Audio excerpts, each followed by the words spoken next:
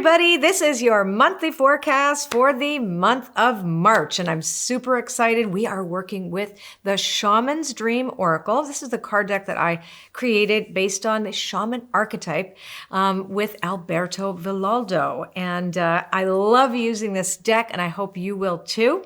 So this is a forecast with a prescription built into it. I think that predictions don't work as well unless we have some information in there that could tell us how to work with it, right? So there's a little of both this month. And I want to thank everybody too. Oh my gosh, we launched our Inside the Wooniverse podcast last week with Dr. David Hamilton, the author of Why Woo Woo Works. And if you haven't heard it yet, oh my God, you got to go there. What is it, Mark? ITWpodcast.com? Is that what it is? ITWpodcast.com. Inside the Wooniverse. Yes, with me and my special guests. And we're dropping a new one this Tuesday. Is that right, Mark? Is that March the 1st? Yeah. It's March the 1st, and it's Abiola Abrams. So you've got to listen to Inside the Wooniverse. It's awesome.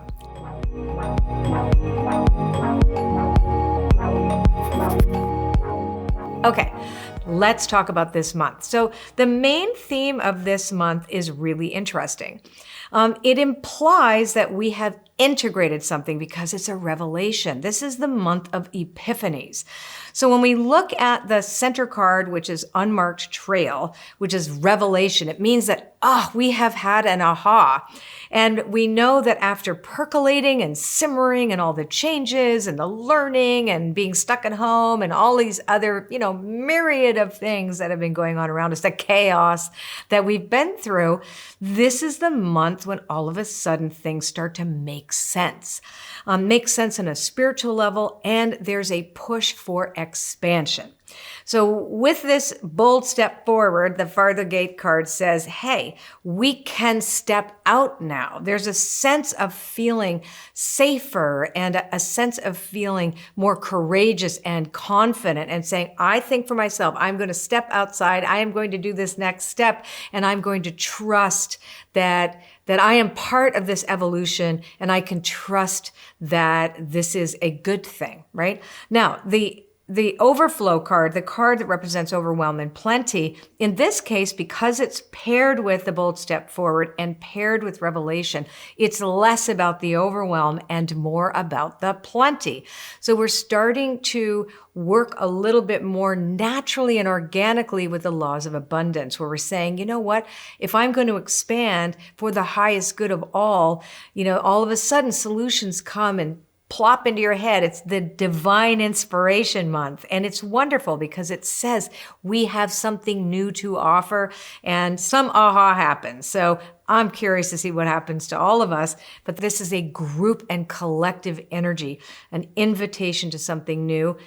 For those people who are empaths, I will say that expanding outside your comfort zone can be a little challenging when you're tuning into absolutely everything outside of the world, right? So there is here another moment of saying, hey, remember the self-care piece. Remember that self-care piece, especially for people who are empathic. You're going to get swept up in things, but these are a little bit more positive right now. And nothing is either, I'm wondering about my language actually. So I'm going to say it's evolutionary. There's a sense of like, I know there's purpose. There's purposeful evolutionary energy around this, so there's less fear, right? There's less fear. Now, these next three cards over here up in the corner in this 15-card spread tell us where we're just naturally heading, right? This is just the natural flow of events. And adaptability is at the center. So we know that if adaptability comes after revelation, which means, I've just had this new idea that's just kind of, this could be different. I mean, it's not going to be like we thought. It might be something new. Then it says, okay, adaptability to what is new, because straddling worlds, which is wandering between realms, means we're not there yet. We're learning something new that we don't know. So this movement forward says, being in beginner mind is essential right now because our authenticity which is the many masks card here, which is the authentic self. We are peeling away naturally, but it doesn't hurt us. That's the other message here. No, this is revelatory. This is a sense of really positive evolution. So if we are shedding our skins and we are getting to a greater authenticity about what's best for us and everyone, then we have just kind of this sense of trust. Like, I can organically follow this thing that I don't know. And even though I'm not there yet, I can be in process and not be freaked out by it. I think that's really what it's saying. When the woodwives are there, it gives us that. We are walking through this piece of our lives with a sense of flexibility, adaptability, and resilience. And that's something that all of us have been kind of exercising in these past couple of years. And now we're coming to this month, this brand new month, that we're still in Pisces. We're moving to Aries at the end of the month. So makes a lot of sense, integrating what was, getting ready to move forward. So that's really beautiful for this month. So the prescription here, especially with this particular card, straddling worlds, wandering between realms, is to not expect perfection. Very, very important for you to say, I wonder. And curiosity needs to be your superpower right now. Like, I wonder what this is. Oh, this is interesting. What could I learn? And this with many masks is about, it's okay to take the mask off of like, oh, I need to know. I think I know. I have to pretend that I know. I have to, no, I'm going to hold on to what I know, instead of like, well, what if something could be better? Like, what if the true value system that I have doesn't really match all the stuff that I've been hanging on to? Maybe there's something better. So it's staying open to be teachable. Now, over here is the obstacles that we face. We always face obstacles. There's no such thing as everything is always being perfect and fabulous and right? So there's some obstacles here, and the obstacles are actually pretty good. The center card is the Fool's Embrace, which is about transmuting pain.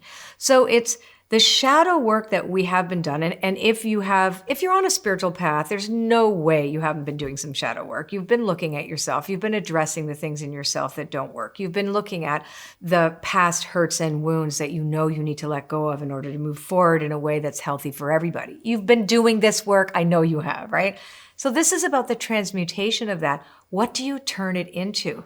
So it's the thing that helps us over whatever obstacle is in front of us. When I notice that card, I always think, could something outside of me trigger me to think that I might be back when I was 4 years old again? And how could I change that? And because it's flanked by new beginnings and the Dragon's Hoard, which is protecting the future, this tells me that I am safe to transmute my pain, that we can, in fact, breathe a sigh of relief and go, I need to process this now with love for ourselves, for other people, trusting in these new beginnings. The Moon Maiden is there saying that she will shed her beautiful illuminated light on us to guide us in the dark. And that is what this is about. The obstacles are what we can't see, right? What we're still maybe a little afraid of.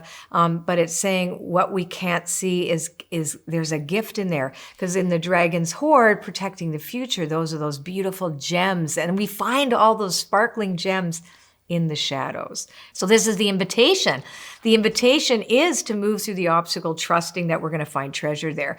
And to be mindful that even though it says expansion, even though it says, bold step forward and adaptability and all these great things, it also says it's okay to step back a little bit to do some processing as you choose this new life for yourself. And again, it's interesting. Every month there's an opportunity for a new life. Do we take it though, right? Some of us don't. And that's up to us. But the invitation is still there. And that's what this reading for March is all about. The invitation to do that last bit for this round, if you will, of spiritual healing, and trusting that we're just part of this huge evolutionary cycle that's pretty exciting when you think of it. And our small selves are going, But we're doing this on behalf of everybody, right? And there's a lot of hope here so far. Boo! It's a vision board break. If you want to keep working on your vision board, well, you should. Me and Mark are always working on the vision board every single day. And we talk about it too once a day as part of our plan for our lives together. So don't forget your vision board. It wasn't a one and done thing. Keep working on it. It works. Bye. Back to the reading. Now, this is all about the hidden influences. Like, these are the things that we don't know. These are things we kind of already know. Like, we know what our obstacles are. We know what we're going to bump up against. We know what we're scared of, right? A lot of us are scared of the changes. Who we're going to be? Who are we going to be now, right?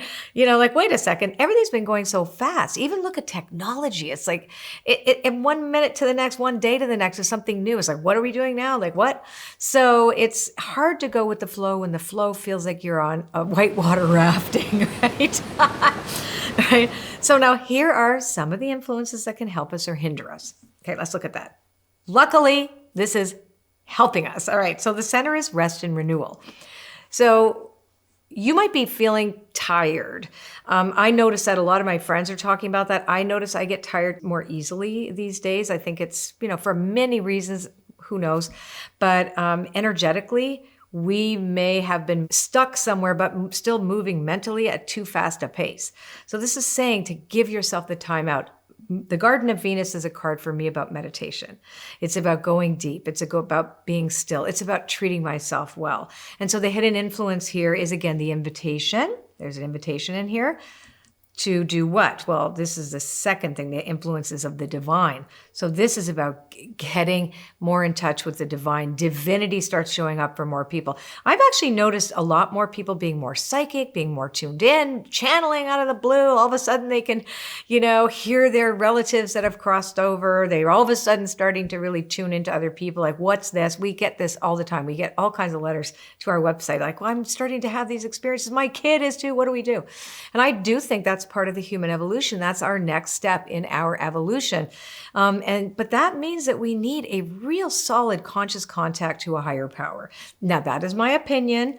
And always take what you like and leave the rest. It is an opinion of mine. It is what the cards are saying too, that this divine matrix, call it whatever you want. If you're not comfortable with the term God, I'm totally fine with that term. Maybe you're not. Maybe it's Great Spirit. Maybe it's divine matrix. Maybe it's, the goddess or whatever it is to you. Pick your own word as long as you're having a relationship to divinity or that conscious universe. That's a very universal. Well, obviously universe is universal. The spark of the divine, the spark of the universe is inside you. And this is about discovering that. The Wooniverse. The Wooniverse, yes. Yeah. That's the other reason why we called it Wooniverse, because it's more playful, right? It's like all things woo go in the Wooniverse, or all things spiritual. It's a playful name for our spirituality that does not follow specific dogmatic rules of religion, although I've got nothing against religion too, because you can always find something phenomenal and beautiful in all spiritual paths. So here we go. Now, needing direction is also a hidden influence. So the Lost in Space card says that it's okay to ask for help. Because look at over here, right? We're getting flexible, resilient. We've got, finding out our real, true, authentic self, because sometimes our values didn't actually meet the way we were meeting ourselves in the world. We were kind of going along to get along. That didn't work. So, what do we do now? So then here we have some pain, etc. We're dealing with these new beginnings, but still are very vulnerable. This is the obstacle is our vulnerability.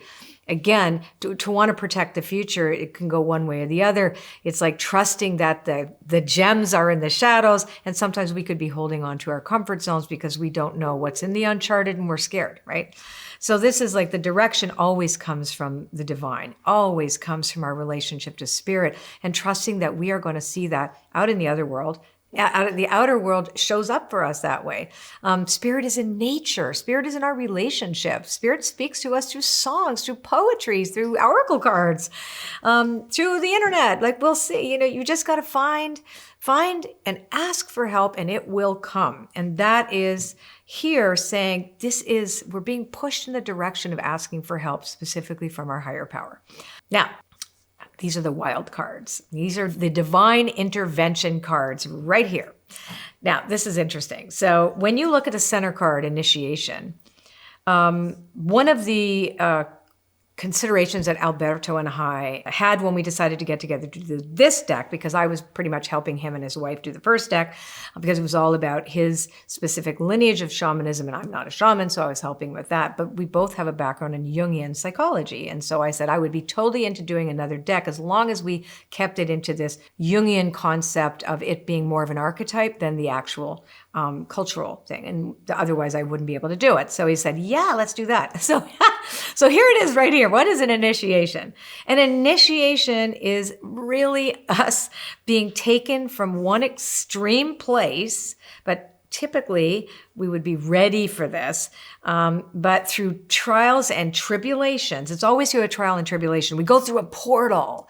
We go across this narrow bridge that is super scary. It's like, oh shit, I might fall off the side. Like, it's tight. It's nerve-wracking. But we cross through this incredible portal. And so the divine is holding our hand as we summon our courage to cross that bridge. And that's very much that archetype of this initiatory experience we've all been having the past couple of years. You know, we weren't ready, but I guess, right? I guess the spirit of humanity did believe that we were. Obviously, the universe knew that we were, and we were forced to look at the underbelly of so much. And now it's like, okay, so how do we get right sized, and how do we do the right things, and what is that? And here it tells us what that is. So these are the wild cards. Remember the divine intervention, the beloved. It says, "I will help you radically accept the other." So this is about not othering others. This is about seeing the divinity, the beauty in every person. Yes, we are different. There is unity and diversity. Yes, we can honor that.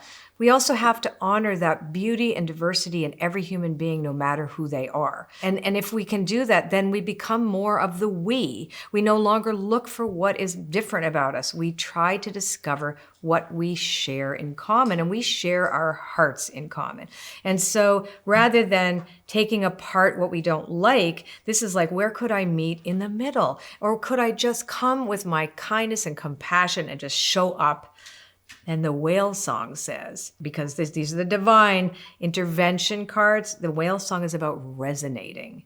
So if we can come from the heart and not the head, if we could come from the place where we recognize that we each have, yes, we're unique individuals, but in the we fabric of our connectivity, that every single strand of the fabric of reality is as important as the next. There's not one strand better than the other, that we are all part of this, and that the resonance of us, being with one another, knowing we need each other, then that enables us to have crossed through this very difficult time of polarity, etc., knowing that we're going to get to the other side at some point. Some people might find what I just said, not, they want to be right, and that's okay too. We're all going to get to where we got to get to at some point, but we all have to get to the other side at some point, because if we don't have love, if we don't forgive, if we don't have that sense of compassion for each other, we're always going to be othering the other,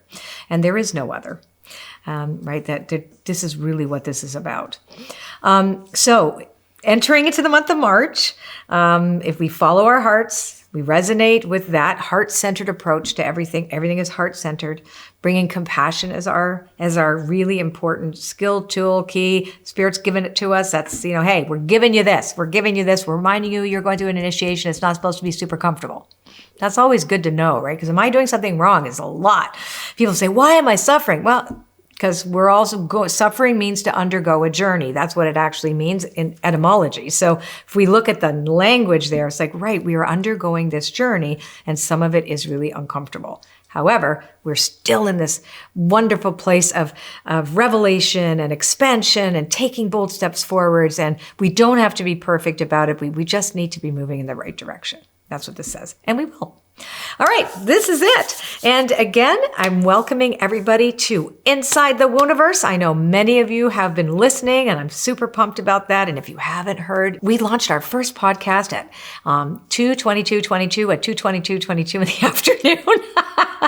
with Dr. David Hamilton, the author of Why Woo Woo Works. It's the perfect podcast to set us up for why we are in the Wooniverse. You're here in the Wooniverse with me, and Abiola Abrams, the goddess Abiola Abrams, is our next guest this week for a really beautiful, intimate conversation. I hope you're going to listen in.